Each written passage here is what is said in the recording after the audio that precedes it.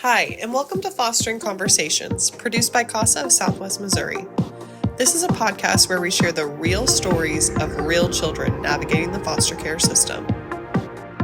My name is Shelby, and I'm our training coordinator. My name's Hannah Wilford, and I'm one of our Greene County Advocate Supervisors. Today, we are going to learn together, and we're going to hold space for this child and just learn and listen together. So why don't you just kick us off, Hannah? All right.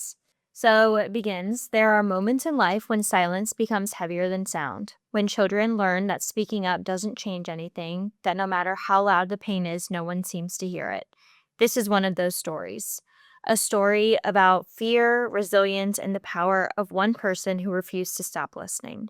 It began behind closed doors where fear lived quietly, a father whose anger ruled the home.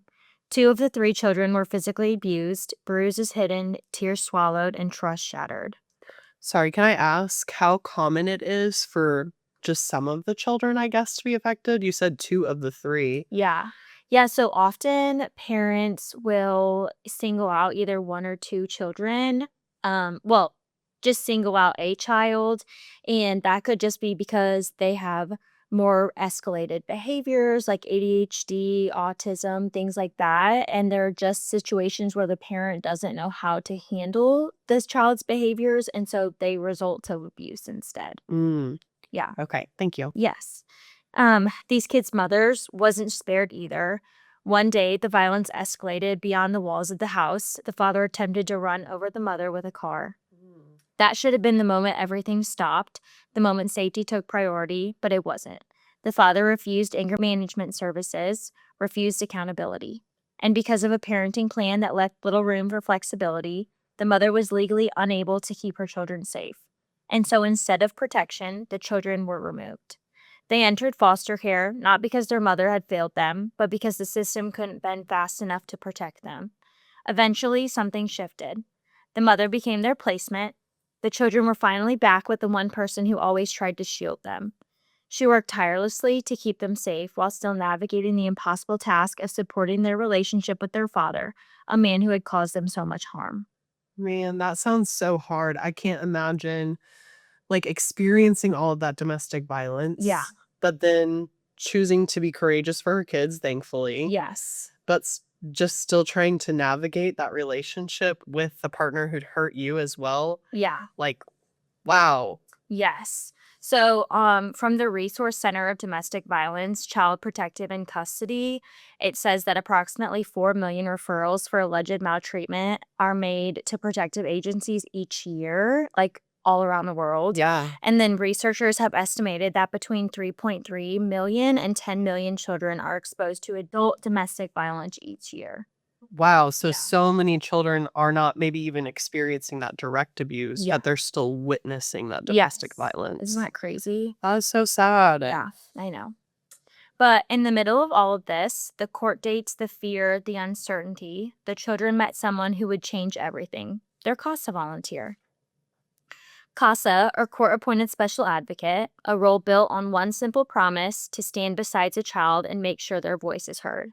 For these children, it was the first time someone truly listened. The CASA showed up week after week, not just in courtrooms, but in conversations, in silence, in moments when the kids didn't yet have the words for what they carried. And slowly, their trust grew. One day, the CASA did something extraordinary. She helped the children write victim impact statements against their father. Wow. Yeah. What a difficult task. I can't even imagine. But Yeah. can you talk to me a little bit more about why we do these victim impact statements or what they would be used for? So not all cases go towards prosecution, obviously, but the extent that this case had reached regarding the attempted running over of the mother and then the abuse that happened to these children, prosecution was able to occur. And so by the CASA helping the children write victim impact statements, it allowed for their voice to be heard in the courtroom for a criminal case, which doesn't always happen. Without them having to actually be there Yes. and say those words, Yeah. right? Okay. Yeah. Incredible. Yeah, of course. Words that the children held inside for years finally made it on the paper. They wrote about the abuse, the fear, the nights they couldn't sleep, and one line stood out above all the others. No one ever listens. He always gets away with everything. He never has consequences. For the first time, those words didn't disappear into the void. They were read, they were heard, and this time there were consequences. The father was incarcerated, not because the system suddenly became perfect, but because brave children were finally given the space, support, and safety to speak their truth. Because one CASA volunteer refused to let their voices be minimized. Today, these children know something they didn't before, that their words matter, that abuse doesn't get to stay hidden forever, and that even when it feels like the world isn't listening, someone can step forward and say, I hear you and I will not look away. If you're listening and wondering how you can help, consider becoming a CASA volunteer. Court-appointed special advocates are trained community members who stand up for children who cannot stand alone. You don't have to be a medical expert. You don't have to have all the answers. You just have to be willing to show up, to listen, and to stay consistent. Because sometimes changing a child's life doesn't start with fixing the past. It starts with one adult showing up and staying. Wow, thank you so much for sharing. That is such a crazy story. I know.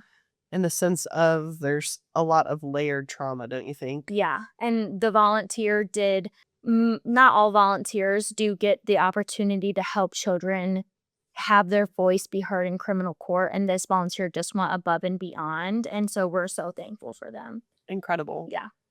Thank goodness. And just a volunteer too. Yeah, a volunteer. Oh, that could be anyone. Yeah. Anyone listening? Okay, well, we are going to move on to a different part of the episode where we share a joke from a child. And that is because our judge in this area loves when a child is in the courtroom, but specifically, he always asks for them to share a joke. So we're going to listen and giggle along, probably. Yes. What happens whenever there's money falling from the sky?